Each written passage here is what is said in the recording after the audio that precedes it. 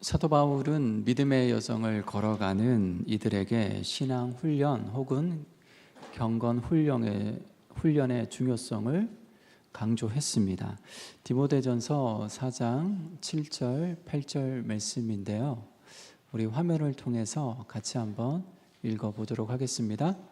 망령되고 허탄한 신화를 버리고 경건에 이르도록 내 자신을 연단하라. 육체의 연단은 약간의 유익이 있으나 경건은 범사에 유익하니 금생과 내생의 약속이 있느니라. 아멘. 경건에 이르도록 내 자신을 연단하라.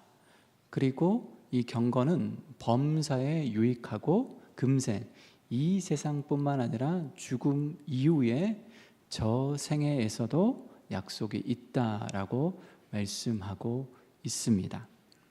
우리가 늘상 경험하듯이 몸과 마음에 깊게 밴 죄의 습관으로부터 벗어나기가 결코 쉽지 않습니다. 우리는 이 육신, 이 몸뚱아리를 가지고 살아가지 않습니까? 이 육신 깊게 배인 이 죄의 습관들, 습성들이 있는데 이것이 계속해서 우리를 끌어당기며 우리가 하나님 안에서 거룩한 결단을 하고 하나님 안에서 뜻을 정하지만 그러나 우리로 하여금 결국 실패하게 만들고 넘어지게 만드는 거죠. 그렇기에 여러분, 우리에게 있어서 꼭 필요한 것이 무엇이겠습니까? 훈련인 거죠. 신앙 훈련이 필요하고 경건 훈련이 필요합니다. 몸속 깊이, 마음속 깊이 배어든 죄의 습관으로부터 벗어나 거룩한 하나님의 부르심에 제대로 응답하고 반응하기 위해서는 부단한 신앙 훈련이 요청되어지는 거죠. 여러분, 출애굽한 이스라엘 백성들이 곧장 가나안으로 향하지 않고 광야길을 통과해야 했던 이유가 무엇입니까? 애굽에 사는 동안 몸과 마음에 깊게 밴 노예적 근성을 씻어내야 했기 때문입니다. 명실상부한 하나님의 백성이 되기 위해서는, 제사장 나라 거룩한 백성이 되기 위해서는 광야를 지나지 않을 수 없었던 거죠. 광야를 통과하면서 신앙 훈련과 경건 훈련을 통하여서 연단 받아야만 노예적 근성, 애굽에서 살았던 잘못된 습관들을 뜯어 고칠 수 있기 때문이죠. 무려 몇 년이 걸립니까? 40년이 걸렸습니다. 물론 여러분 40년 동안 광야 생활을 하고 가나안 땅에 들어갔지만 그렇다고 해서 이들이 또 거룩한 백성으로서의 제사장 나라로서의 역할을 충실하게 감당했습니까? 그렇지 않습니다. 그러니까 40년 동안 광야에서 연단 받았음에도 불구하고 노예적 근성, 애굽에서 살았던 그 삶의 습관으로 벗어나는 게 쉽지 않다는 것이 사실 구약 성경, 특별히 출애굽기가 우리에게 주는 큰 울림이라고 할 수 있는 거죠. 국어사전은 훈련을 다음과 같이 정의하고 있습니다. 기본 자세나 동작 따위를 되풀이하여 익힘, 이게 훈련에 대한 사전적 정의입니다. 핵심은 되풀이하여입니다. 훈련의 핵심은 되풀이하여 곧 반복이죠. 몸과 마음에 깊게 밴 죄의 습관으로부터 벗어나기 위해선 반드시 반복적인 지속적인 경건 훈련, 신앙 훈련이 수반되어야 합니다. 그래서 사도 바울은 고린도전서 15장 31절에서 다음과 같이 단언하고 있습니다. 우리 화면을 통해서 고린도전서 15장 31절 말씀 함께 읽겠습니다. 형제들아, 내가 그리스도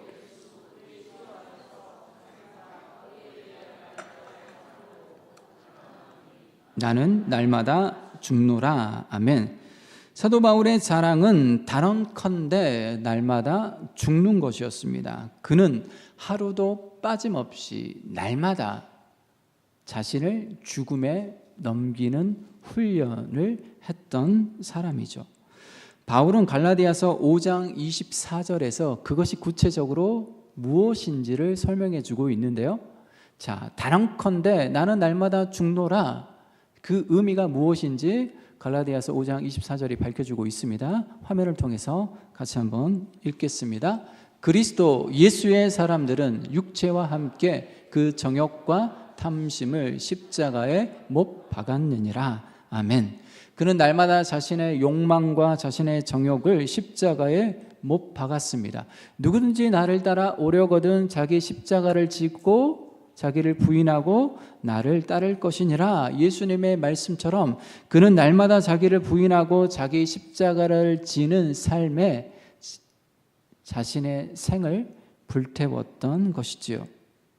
그 결과 그는 경건의 모양뿐만 아니라 경건의 능력을 겸비한, 다시 말해서 경건의 습관을 몸과 마음에 깊게 새긴 복음의 증인으로 거듭났던 것입니다. 우리는 계속해서 사도 바울의 2차 전도 여행을 살펴보고 있습니다. 사도 바울은 마게도냐로 건너와서 우리를 도우라라는 환상을 하나님의 뜻으로 알고 드로아에서 배를 타고 사모드라게를 거쳐 네아폴리에 도착합니다. 그리고 그곳에서 북서쪽으로 16km 떨어진 빌립보로 이동합니다. 바울과 실라는 바로 이 빌립보에서 2명의 여성과 조우하게 되는데요. 첫 번째 여성은 여성사업가 루디아, 두 번째 여성은 점치는 귀신 들린 여성이었습니다. 바울은 여성사업가 루디아의 만남을 통하여서 빌립보 선교뿐만 아니라 유럽 선교의 초석을 놓게 되지요. 그러나 점치는 귀신 들린 여정과의 만남을 통해 바울과 실라는 끌려감, 매질, 투옥 등 극심한 고통의 상황 가운데로 내몰리게 됩니다. 점치는 귀신 들린 여종을 고용하여 짭짤한 수익을 올렸던 주인들의 고소와 고발 때문이었습니다. 하여 바울과 실라는 옷이 벗겨진 채 쓰러질 때까지 심한 매질을 당합니다. 그리고 그 상태로 로마 제국의 차가운 감옥 속에 던져지지요. 당시 그들의 육체적 고통과 정신적 고통이 충격이 얼마나 컸던지 그들은 한밤중임에도 불구하고 잠을 이룰 수가 없었습니다. 그러나 하나님은 바울과 실라의 육체적 고통과 정신적 충격을 통하여서 하나님의 당신의 뜻을 이루어 가십니다. 그 밤에 간수뿐만 아니라 간수의 모든 가족 전체가 구원의 은총을 받은 것입니다. 그리고 날이 새어 바울과 실라는 풀려나게 되었고 곧장 루디아의 집으로 향합니다. 바울과 실라는 그곳에 모여 있었던 성도들, 그러니까 자신을 위해서 계속해서 기도해 주고 있었던 성도들을 위로합니다. 바울과 실라는 위로받기보다는 성도들을 위로한 것입니다. 이후 바울과 실라의 행보를 사도행전 16장 40절은 다음과 같이 증언해 주고 있습니다. 자, 사도행전 16장 말씀 보십시오. 오늘 17장 본문 바로 앞입니다. 16장 40절에 보면 두 사람이 옥에서 나와 루디아의 집에 들어가서 형제들을 만나 보고 위로하고 가니라. 그러니까 위로하고 그곳에서 계속해서 머물러 있었던 것이 아니라 바로 떠납니다. 놀랍게도 바울과 실라는 상처투성이인, 그러니까 여러분 옷이 벗겨진 채 쓰러질 때까지 심한 매질을 당했으니까 여러분 거의 온몸이 만신창이가 되지 않았겠습니까? 그 몸을 이끌고 곧장 전도 여행길에 오른 것입니다. 루디아의 집에서 상처투성이인 몸을 치료도 하고 지칠 대로 지친 심신을 추수를 만도한데 그들은 곧장 전도 여행길에 오른 것입니다. 그리고 오늘 본문은 사도 바울이 어디로 향했는지를 밝혀주고 있는데요. 17장 1절 말씀 보십시오. 본문의 1절 말씀 함께 읽겠습니다. 그들이 암비볼리와 아볼로니아로 다녀가 데살로니가에 이르니 거기 유대인의 회당이 있는지라. 아멘. 자, 바울 일행은 빌립보에서 출발하여 암비볼리와 아볼로니아를 거쳐 당시 마게도냐의 수도였던 데살로니가에 이릅니다. 그러니까 빌립보에서 대략 160km 떨어진 데살로니가에 당도한 것입니다. 당시 데살로니가는 마게도냐의 수도였고 로마의 식민지였기 때문에 로마 총독의 관저가 자리하고 있었습니다. 자, 계속해서 본문 2절은 바울의 데살로니가에서의 전도 사역에 대해서 다음과 같이 진술하고 있습니다. 2절 말씀 보십시오. 2절 계속해서 읽겠습니다. 바울이 자기의 관례대로 그들에게로 들어가서 새 안식일에 성경을 가지고 광론하며. 아멘. 자, 이곳에서 바울은 자기의 관례대로 유대인 회당에 들어가 새 안식일 곧 3주에 걸쳐서 하나님의 말씀을 증거합니다. 여기서 자기의 관례대로, 이 관례에 해당하는 헬라어 단어는 에이오도스입니다. 에이오도스의 본래적 의미는 습관을 뜻합니다. 사도행전 곳곳에서 우리가 확인할 수 있듯이 바울은 어느 도시에 가든지 먼저 회당을 찾아가 복음을 전하는 선교 원칙을 고수했습니다. 그러니까 자기의 관례대로 습관을 따라서 유대인 회당을 찾아 유대인 회당에서 복음 사역 활동을 펼쳤던 것입니다. 아무래도 여러분 유대인 회당에는 어떻습니까? 자연스럽게 사람들이 모일 수밖에 없고요. 그래서 유대인 회당에 모이는 사람들을 중심으로 복음 전도 사역을 펼칠 수 있었던 거죠. 바울은 데살로니가에서도 평소 자기 습관을 따라 유대인 회당을 찾아 들어가 하나님의 말씀을 전했습니다. 그러나 여러분, 바울의 습관이 유대인 회당에 들어가는 것 자체를 의미하지는 않습니다. 바울의 습관은 성경, 곧 하나님의 말씀을 증언하는 것입니다. 그러니까 방점은 유대인 회당에 들어가는 데에 방점을 찍는 것이 아니라 방점은 바울이 바로 하나님의 말씀을 증거했다라는 거죠. 바울의 습관은 바로 어디에 있든지 간에 하나님의 말씀을 전하는 것이었습니다. 자, 바울이 증언한 그 말씀의 핵심 내용은 무엇입니까? 3절 말씀 보십시오. 자, 계속해서 우리 3절 말씀 같이 한번 읽어보도록 하겠습니다. 뜻을 풀어 그리스도가 해를 받고 죽은 자 가운데서 다시 살아나야 할 것을 증언하고 이르되 내가 너희에게 전하는 이 예수가 곧 그리스도라 하니. 아멘. 그러니까 바울의 평소 습관은 예수가 곧 그리스도라는 복음을 증언하는 것이었습니다. 예수 그리스도의 복음을 증언하는 증인의 습관이 그의 몸에 깊게 배어들어 있었던 것이죠. 그래서 그는 언제 어디서나 어느 지역을 가든 어느 도시를 방문하든 예수가 그리스도이십니다, 복음을 증거했던 것입니다. 우리는 이미 바울의 복음 전도 여정이 얼마나 험난한 여정인지를 살펴보았습니다. 1차 전도 여행도 마찬가지죠. 계속해서 유대인들이 찾아와서 회방을 놓습니다. 방해합니다. 핍박합니다. 그래서 어쩔 수 없이 유대인들의 핍박을 피해 사도 바울은 이동할 수밖에 없었죠. 자, 그리고 2차 전도 여행에 있어서 바로 우리가 이전에 살펴보았던 빌립보 사역도 어떻습니까? 빌립보 사역에서도 사도 바울은 극심한 고통, 정신적 충격, 고난과 시련의 자리로 내몰리게 되는 거죠. 그러니까 여러분, 바울의 전도 여정은 여러분 한가로이 유의자적하며 여행하면서 여러분 했던 여정이 아니었던 거죠. 목숨을 걸고 고난과 시련을 뚫고 하나님의 복음, 그리스도의 복음을 증거했던 여정이었습니다. 특히 여러분 고린도후서 11장 23절로 27절은 바울의 험난한 전도 여정에 대해서 생생하게 증언해주고 있는데요. 자, 고린도후서 11장 23절로 28절 우리 화면을 통해서 같이 한번 읽어보도록 하겠습니다. 내가 수고를 넘치도록 하고 옥에 갇히기도 더 많이 하고 매도 수없이 맞고 여러 번 죽을 뻔하였으니 유대인들에게 40에서 하나 감한매를 5번 맞았으며 3번 태장으로 맞고 1번 돌로 맞고 3번 파산하고 일주야를 깊은 바다에서 지냈으며 여러 번 여행하면서 강의 위험과 강도의 위험과 동족의 위험과 이방인의 위험과 시내의 위험과 광야의 위험과 바다의 위험과 거짓 형제 중에 위험을 당하고 또 수고하며 애쓰고 여러 번 자지 못하고 줄이며 목마르고 여러 번 굶고 춥고 헐벗어노라.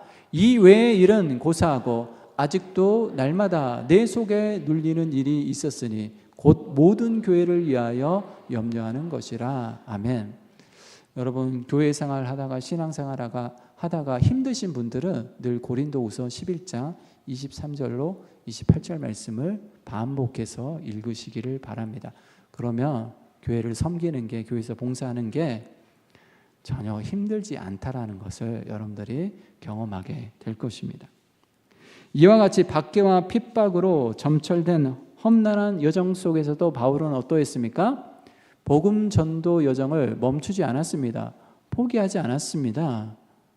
저 같으면 몇 번이라고도 그만뒀을 텐데, 중단했을 텐데, 사도 바울은 엄청난 고난과 시련과 위험이 있었음에도 불구하고 그걸 넘어서서, 그걸 돌파하면서 그것을 뚫고 복음 사역을 계속 이어갔던 거죠. 예수 그리스도의 복음을 전하는 일이 그의 몸과 마음에 깊게 배어 있었기 때문이죠. 예수 그리스도의 복음을 전하는 것이 그의 습관이 되었기 때문에 바로 이 일이 가능했던 것입니다. 지난한 경건 훈련을 통하여서 그는 어떤 상황 속에서도 예수 그리스도의 복음을 증언하는 습관을 지니게 되었기 때문이죠. 그는 날마다 자기를 부인하고 자기 십자가를 지고 자기 정욕과 자기 욕망을 십자가에 못 박는 그런 훈련을 했기 때문입니다. 그는 자기 몸을 쳐서 복종하는 연습을 결코 게을리하지 않았기 때문이죠. 하여 예수 그리스도의 복음을 전하는 것이 그의 제2의 천성, 습관이 되었기 때문에 어려움이 있고 시련이 있고 장애물이 있었지만 그 모든 것들을 돌파하며 끝까지 복음 사역을 완주할 수 있었습니다. 자, 여기서 우리는 우리의 믿음이, 우리의 신앙이 왜 이렇게 무기력한지 깨닫게 됩니다. 그 이유가 무엇이겠습니까? 신앙인으로서 제대로 훈련하지 않기 때문입니다. 아니, 그 훈련 자체를 하지 않기 때문이죠. 아니, 훈련을 해야 된다라는 인지조차 없기 때문입니다. 물론 기도도 하고 말씀도 읽고 봉사도 합니다. 그런데 기도하는 것이, 말씀을 읽는 것이, 봉사를 하는 것이 습관이 될 때까지는 훈련하지 않습니다. 내 마음과 내 영혼 깊숙이 침투할 때까지, 거기까지 훈련을 하며 기도를 하고 말씀을 읽고 봉사하는 그 자리까지는 이르지 않는다라는 거죠. 그래서 다 중도에 포기해버립니다. 중도에 멈춰버립니다. 자기만의 기준을 설정하고 그 기준은 절대 넘지 않습니다. 내가 헌신하더라도, 내가 봉사하더라도, 내가 섬기더라도 딱 여기까지만, 주님 저는 여기까지만 할 겁니다. 그리고 그 이상의 헌신과 수고와 섬김은 하지 않는 거죠. 그러니까 그 이상을 넘어서야 되는데 자기의 한계를 넘어서야만 그게 내 몸에, 내 마음에 제2의 습관으로 자리 잡게 되는데, 습관으로 자리 잡게 되는 그 수준까지는 나아가지 않는다라는 거죠. 목사님, 그래도 저는 주일 예배는 꼬박꼬박 참석합니다. 여러분, 그렇다면 주일 예배가 삶의 예배로 연결되고 확장될 수 있도록 훈련해야 됩니다. 삶이 예배가 되고 예배가 삶이 될 때까지 훈련해야 되는 거죠. 주일 예배 드리는 것도 정말 잘한 일이죠. 중요한 일이죠. 그러나 여러분, 우리의 목표는 주일 예배, 주일 성수, 이게 우리의 목표가 되어서는 안 되는 거죠. 주일 예배가 어떻게 내 삶으로 연결되는지, 내 삶의 치열한 현장 속에서도 내가 어떻게 하나님을 영화롭게 할 수 있을지, 하나님을 영과 진리로 예배할 수 있을지, 삶의 예배자로서 거듭나기 위해서 우리는 부단히 우리의 시간과 우리의 열정을 쏟아 부어야 되는 거죠. 훈련해야 되는 거죠. 이 공간 안에서는 누구나 거룩한 척 할 수 있어요. 누구나 거룩하게 하나님께 예배한 척 할 수 있죠. 그러나 중요한 것은 이 공간이 아니라 예배당 문을 박차고 나가는 순간 삶의 치열한 현장 속에서 나를 반대하는 사람, 나를 미워하는 사람, 나를 비난하는 사람, 내가 싫어하는 사람들과 둘러싸이는 환경 속에서도 내가 그리스도인으로서 살아갈 수 있느냐? 그 삶의 현장 속에서도 내가 하나님을 기억하며 하나님을 인정하며 하나님의 주권 아래 순복하는 삶을 살 수 있느냐? 삶의 예배자로 살 수 있느냐? 이걸 부단히 연습하고 이걸 부단히 훈련하는 게 훨씬 더 중요한 거죠. 여러분, 훈련에 있어서 중요한 것은 포기하지 않는 것입니다. 끈질긴 지향입니다. 멈추면 안 되는 거죠. 되풀이하여, 앞서 국어사전의 정의에서 보면 되풀이하여 반복해서 지속적으로 실패하고 넘어지더라도 일어서야 한다는 거죠. 끝까지 그 목표를 향하여 지향하는 지향점은 확고히 해야 된다는 거죠. 이런 지난한 훈련을 통해서만 우리는 죄의 인력으로부터, 세상의 중력으로부터 벗어나 서서히 경건의 모양을 넘어서서 경건의 능력을 지닌 예수 그리스도의 제자로 참된 그리스도인으로서 우뚝 서게 되는 거죠. 1만 시간의 법칙이라는 말을 들어보셨을 것입니다. 어떤 분야의 전문가가 되기 위해서는 최소한 1만 시간 정도의 훈련이 필요하다는 뜻입니다. 1만 시간은 매일 3시간씩 훈련할 경우 10년이 소요되고요. 하루 10시간씩 투자하면 3년이 걸립니다. 그렇게 투자해야만 어떻습니까? 전문가로서 성공할 수 있다는 거죠. 여러분, 세상에서도 전문가로 성공하기 위해서 1만 시간이 필요하듯이 우리가 성공적인 그리스도인으로서 살아가기 위해서도 1만 시간 이상의 훈련 시간이 요청되어집니다. 우리가 참된 그리스도인으로서 살기 위해서는 1만 시간 이상의 시간이 사실 요청되는 거죠. 아니, 사실 죽는 그 순간까지 우리는 훈련해야 됩니다. 세상 속에서는 1만 시간이면 성공할 수 있을지 모르지만 사실 우리가 참된 그리스도인으로서 살아가기 위해서는 우리는 1만 시간을 넘어서서 하나님 앞에 서는 그날까지, 우리의 호흡이 멈추는 그날까지, 우리의 숨이 끊기는 그 순간까지 훈련하고 또 훈련해야만 그리스도인으로서 살아갈 수 있는 거죠. 날마다 매일매일 끊임없이 부단히 지속적으로 멈추지 말고. 실패는 할 수 있어요? 넘어질 수 있습니다. 수십 번 넘어져도, 수천 번 실패해도 또 일어나야 됩니다. 계속해서 목표를 향하여 나아가야 된다는 그 지향점을 잃지 말아야 되는 거죠. 반복해야 된다는 거, 훈련해야 된다는 것을 잊지 말고 부단히 일어서야 되는 거죠. 우리는 그저 은혜로, 공짜로, 선물로 그리스도인이 되었지만 그렇다고 해서 자동적으로 그리스도인으로서 살아갈 수 있는 건 아닙니다. 하나님의 자녀가 되는 특권, 영원한 생명, 구원의 기쁨, 이건 공짜로 받았단 말이에요. 무료로 받았단 말이에요. 선물로 받았단 말이에요. 그러나 그렇다고 해서 저절로 그리스도인으로서 살아갈 수 있는 것은 아닙니다. 구원의 관문을 통과하는 순간 훈련의 장이 펼쳐지는 거죠. 이스라엘 백성들이 출애굽이라는 구원을 경험했지만 곧장 가나안으로 들어간 게 아니잖아요. 광야를 거쳤단 말이에요. 구원의 관문을 통과하는 게 중요한 게 아니라 훈련의 과정을 통하여서 마침내 구원의 완성에 이르는 것이 중요합니다. 실패하고 넘어지기를 반복하나 계속해서 지난한 과정을 통과해야 하는 거죠. 훈련을 건너뛸 수 없습니다. 광야를 건너뛸 수 없습니다. 우리 중에 그 누구도 광야를 건너뛸 수 있는 사람은 아무도 없어요. 이 육신을 입고 살아가는 이상, 이 몸뚱아리를 가지고 살아가는 이상, 여러분, 깊게 배인 노예적 근성, 우리는 사실 사단의 하수인으로서, 사단의 노예로서, 사단을 아비로 섬기면서 그동안 사단의 명령에 충실하게 살았던 그런 사람들이잖아요. 죄인들이잖아요. 그러니 그 죄의 습성들을 벗어버리기 위해서는 부단히 훈련해야 되는 거죠. 어떻게 광야를 건너뛸 수 있겠습니까? 우리는 광야 학교를 반드시 졸업해야 됩니다. 광야 학교 졸업증이 필요하단 말이에요. 그래야만 구원의 완성에 이를 수 있다는 것입니다. 우리의 삶은 분명 은혜에 기반하고 있지만 그렇다고 절로 내 신앙이 자라는 것이 아닙니다. 내가 그냥 예수 믿는다고 해서 알아서 내가 성숙해지는 게 아니에요.